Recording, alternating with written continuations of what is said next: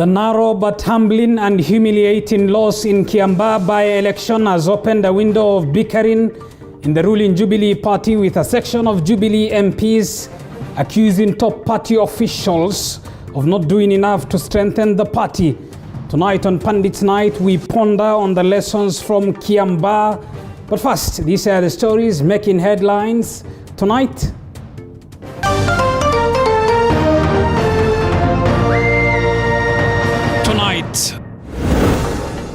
The death toll from the Malanga petrol tanker tragedy rises to 15 after 2 more died while receiving treatment at the Siaya County Referral Hospital. Jubilee Party to pursue recount of Kiambaa by-election votes. We are happy to take the flag in responsibility where we have fallen short. The ruling party is crying foul over the mini poll outcome, but some members want party officials kicked out. It was a lot of lies. The other team decided to focus on lies, and there was also a lot of voter bribery. Ruto and Raila raid the coast. Raila still believes BBI is still on a half break, but the DP says the constitutional amendment process is dead. Kwa vyovyote vile, hii mjadala tutailazimisha mpaka ibadilike. BBI sasa ilikuwa imepelekwa kwa likizo na mahakama. Mahakama ilipeleka likizo. Sasa tunasema half time inakwisha.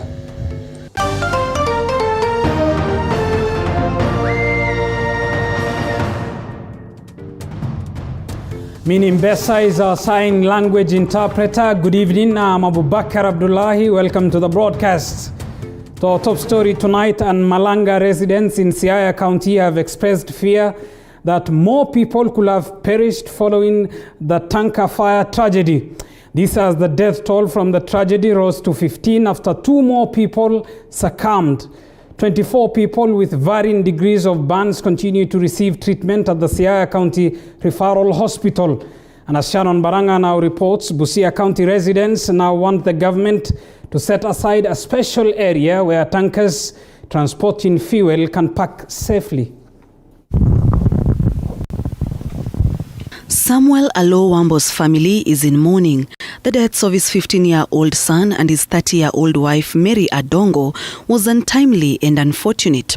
The Wambos had been blessed with 5 children, but as fate would have it, the once family of 7 is forever split following an accident that claimed the lives of the 2. Mary and his son were among the people who rushed to siphon fuel off a petrol tanker that overturned in Malanga on the Kisumu-Busia highway Saturday night, a decision that did not sit well with her husband, Samuel Wambo. Akakimbia kaenda huko, akawa anataka kuchota mafuta. Mimi pia akamwambia sende huko, hiyo ni petroli, na hakuna saidia mimi, hiyo mama kwa mtu ya bidii.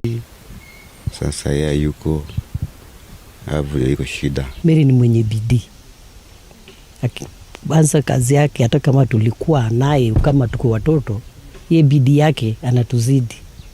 Mary amewacha watoto. Naomba serikali ya Kenya itusaidie kuchunga watoto kwa masomo yao. 2 more people died while receiving treatment, placing the total number of deaths at 15. 24 people are currently receiving treatment at the Siaya County Referral Hospital, Inuka, and Yala Sub-County Hospitals in Gem. Quite a number of them have more than 50% burns, which is not good, which is a challenge to the prognosis. But we want to keep their hopes up, and we want to give them a fighting chance. So the medical personnel here are dealing with a very, very complicated circumstances. And I hope and wish that the national government can make some interventions because there's a lack of capacity, although the medical personnel here are doing as much as they could. But I think at some level they may require additional interventions. Some may even require evacuation to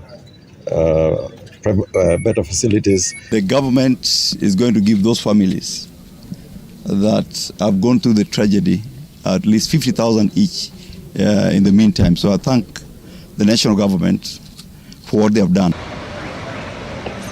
Meanwhile, residents of Busia County want the government to set aside an area where tankers transporting fuel can be safely parked.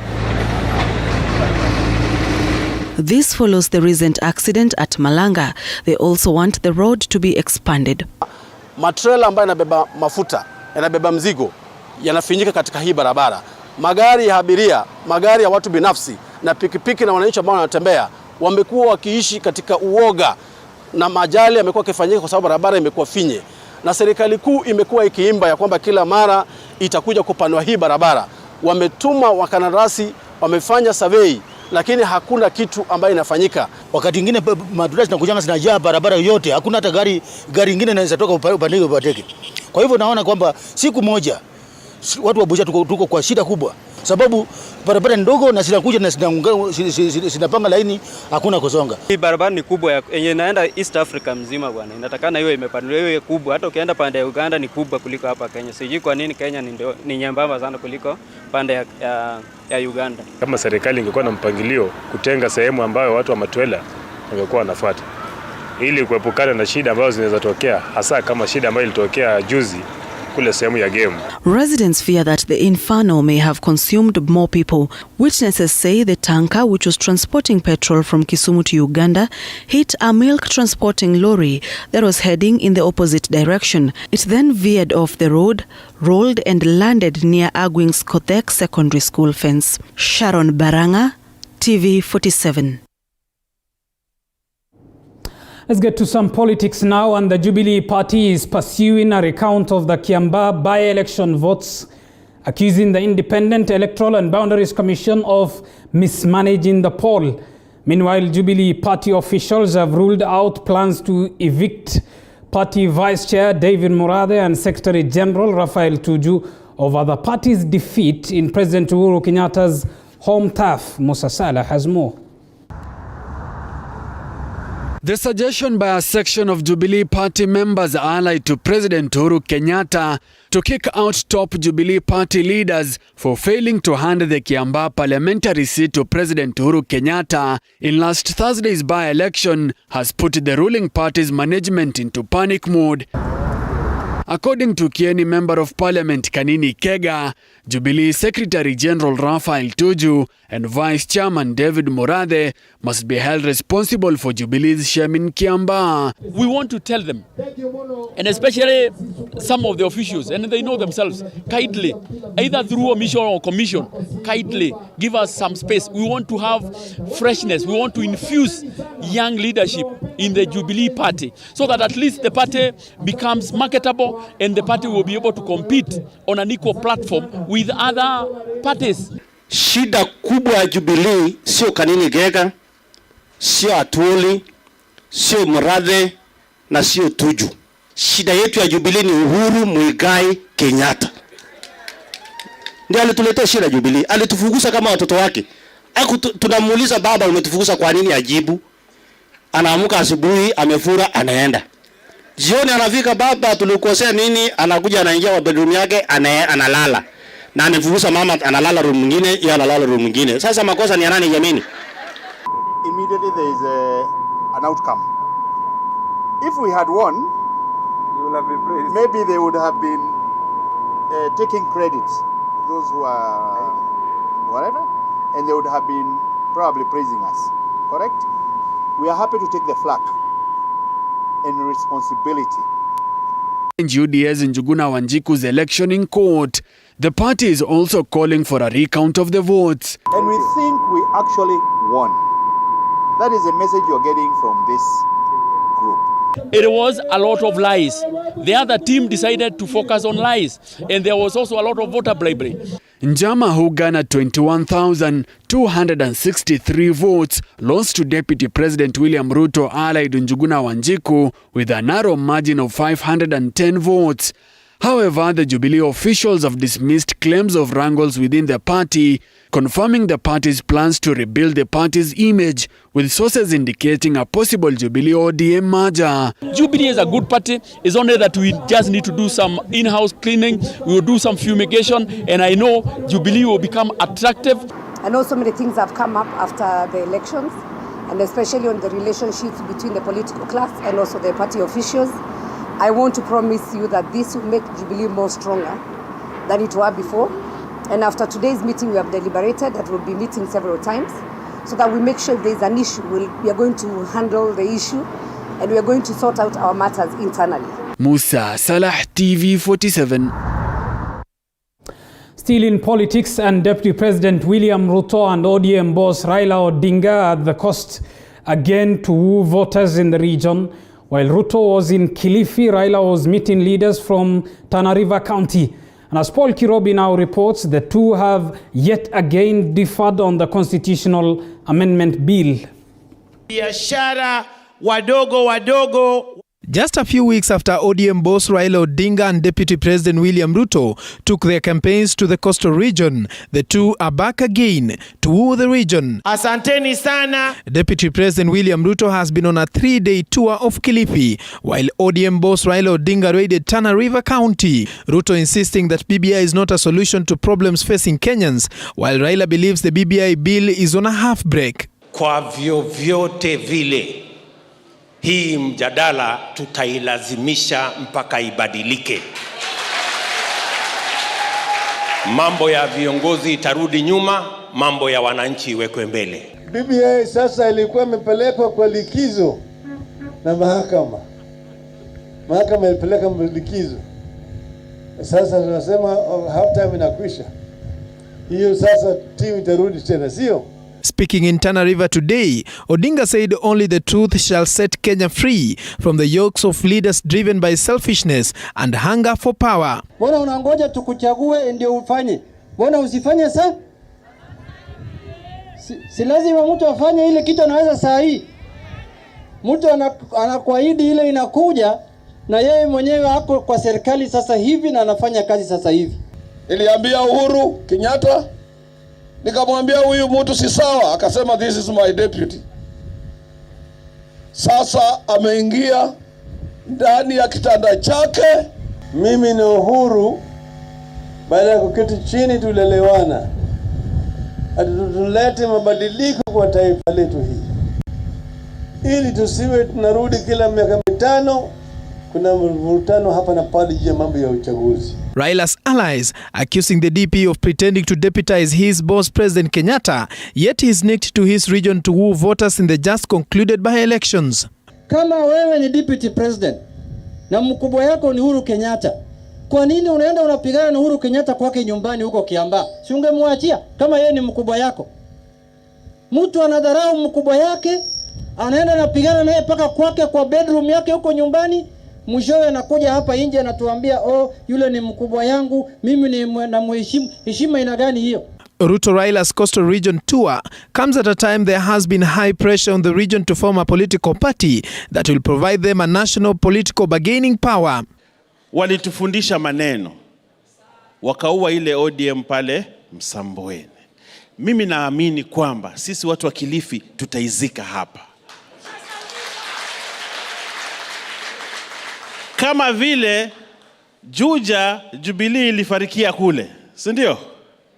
Lakini Jeuzi Kiambaa ikafanya nini? Ikaizika. Wakaizika pale Kiambaa. Sasa sisi pia mtindo ni ule ule. Wanatudanganya hivi vile. Na haya mambo hivi sasa nataka tuyaondoshe. Ruto engaged small-scale businesses from all the 35 wards in Kilifi County at the Makio Social Hall, Kilifi South, while ODM boss met Tana River leaders. Paul Kirobi, TV47, Nairobi.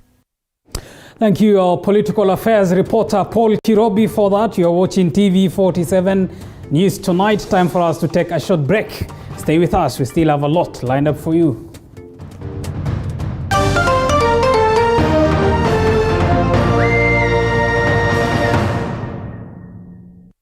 You are watching TV47, the home of untold stories. Blue Band peanut butter, made with 100% pure peanuts and a good source of omega-6. Grow healthy and happy kids with new Blue Band peanut butter. Tunuki Raukia siku njema na tunukiwa offers kila siku. Pata offers zote mahali pamoja ili uongeze zaidi, utume SMS zaidi na ubrowse zaidi. Wewe usijali, tuma namba ya kila supplier kwa hiyo soko. Jubilee nitaongea na kila mmoja wao. Very good. Piga *444 hash utunukiwe Credo double. Raukia siku njema na tunukiwa offers kila siku.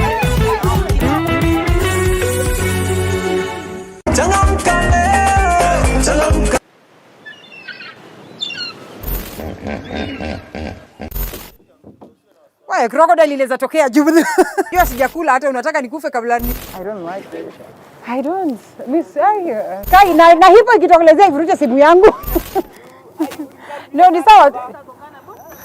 Those who know me will tell you I'm not a lover of large volumes of water. But for you, we roam the different parts of the country and beyond just to make sure that we bring you the experience. We educate you, we entertain you, and we inform you. That it's not political and it can do something. As we sail the boat of Morning Cafe to enlighten you, entertain you, and inform you every Monday to Friday, only on TV 47.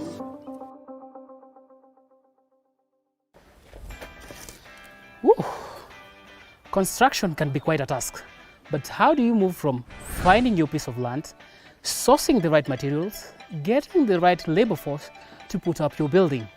Or better yet, how do you source for a building that's already built? Just a small size of land can suit just a big maisonette because you are going high. How do you ensure you get the right finishes to bring out the aesthetic value of your property and make it not only look good, but also feel good?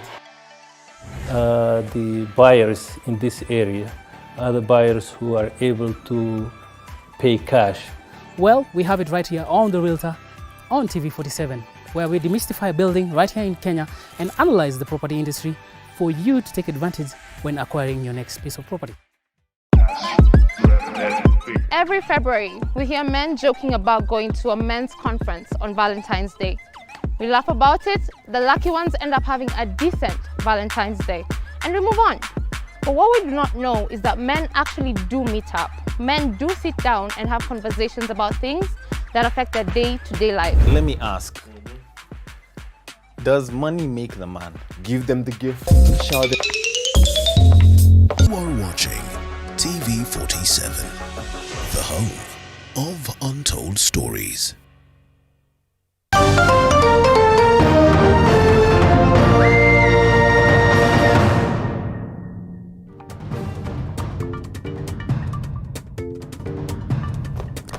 Welcome back to TV 47 News Tonight. Let's get to more news. And the search for new IEBC commissioners entered its 9th day today, with 3 shortlisted candidates appearing before the selection panel. Professor Napo Lokuruka was the first on the hot seat and was hard-pressed to explain the qualifications of a county speaker. Former National Police Service Commission Murshad Mohammed was put to task as well to explain why he had applied for so many public jobs. Take a look.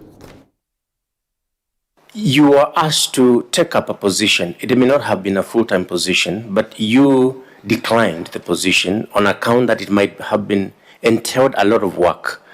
You now seek to join a commission which, in the estimation of most of the Kenyans, is a very busy commission. So is it your statement then that normally you would avoid where there is a lot of work? Mr. Kimoli, it's not, I'm a very good worker. I can tell you that for a fact. If you ask anybody who has worked with me, I am a very good worker. And I think I would like to put the record straight. I was not appointed a member of council. In this, around the same time, you also applied to join another independent commission. Correct. That is the National Lands Commission? Yes, I did. And you applied because a job was available with the National Lands Commission? That is true. And now that the IEBC has advertised, you feel that now your time has also come. You see, if I don't get the IEBC job, and there is another advert for another commission job or any other state job, I would apply for it. Just confirm yet again that in 2019, immediately after leaving the National Police Service Commission, you applied to be a judge of the Court of Appeal. I did. You were interviewed publicly. Interviewed. Yes. You were not successful. I was not successful. So you agree that you have been, pardon me for this, but you've been all over. I've not been all over. You've not been all over. I have been applying That's okay. for Now I get available you. jobs. Let me not press you on that. Yes. You have given very, very good strategies on how to enhance voter education. Why is it not being done? I think it's a gap, rightfully. I own it. I own it as a member of the commission, of the secretariat. I own it. Moving on, a post-mortem examination to establish the cause of death of the late Caroline Aluoch was finally conducted by government pathologist Dr. Johansen Odwor and the DCI. A report revealed that Caroline, who was a domestic worker in Saudi Arabia till her death, suffered compressions in the neck with blisters evident on her body. Samples were extracted for further examination as the body is expected to be buried tomorrow in Homa Bay.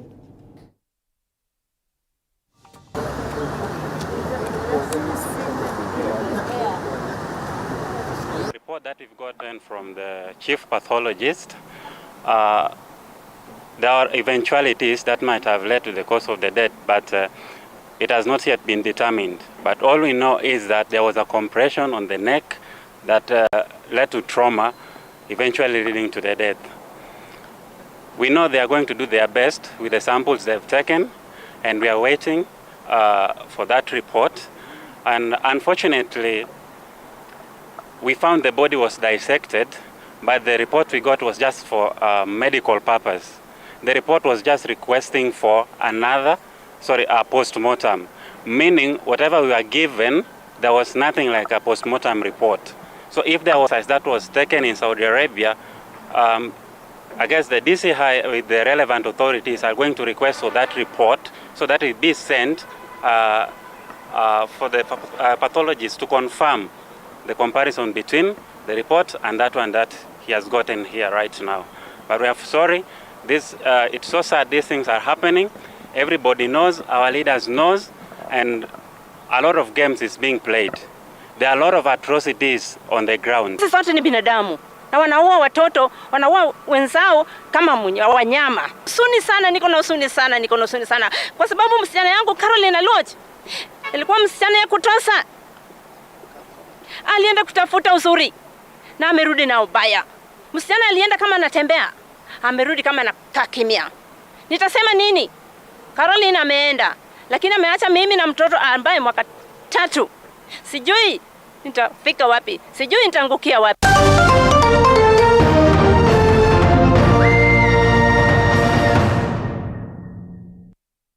Let's get to some business news. And Isuzu East Africa has today unveiled the heavy-duty FBZ series, marking the assembly of 100,000 vehicles at the plant since the company's inception in 1997. The company projects to assemble and distribute 100,000 trucks of the new series in the next 10 years. Small and medium entrepreneurs will benefit from the locally assembled products, which will retail at a cheaper price than imported vehicles.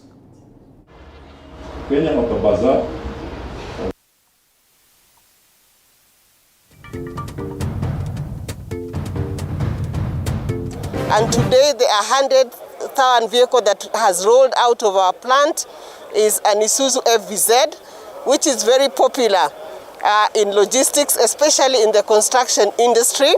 It's the truck that goes to the riverbed to carry the much needed sand that is used in production. We have produced 100,000 vehicles in over 44 years. We are looking to produce our next 100,000 vehicles in the next 10 years, and we believe a good policy environment will support us achieve that dream. The drive Buy Kenya, Build Kenya is going to support local manufacturers, not only of motor vehicle, because we also depend on suppliers of components, suppliers of spare parts, such as springs, harnessing, seats. So it's going to span not only the assembly bit of it, but also the supporting infrastructure, the value chain. Moving on, Zoom Communications has announced that it will begin charging Kenyans a digital tax payable to the Kenya Revenue Authority beginning the 1st of August. The move comes after the company was registered to remit a 5% VAT along other non-resident electronic supply in a law effected in January this year. The tax only affects users at corporate level with basic accounts that host less than 100,000 users set to continue using the platform without a cost.